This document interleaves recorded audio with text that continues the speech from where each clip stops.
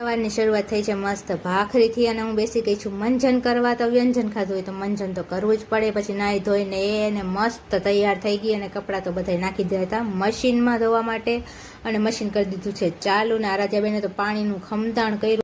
પછી મેં ચાદર પાથરી લીધી અને ઘરની સાફ સફાઈ પણ કરી નાખી. ત્યાં આરાધ્યાબેનના ફ્રેન્ડ એને રમાડવા માટે આવી ગયા અને મશીનમાં કપડાં પણ ધોવાઈ ગયા હતા. તો કપડાં મેં કાઢી લીધા છે બહાર, વાસણ ઉટકી લીધા છે અને પાછું આરાધ્યાબેન જોવો રેડ ભફેડ કરીને બેન રમવા વયા ગયા છે અને મારે બધુંય કામ કરવાનું પાછું.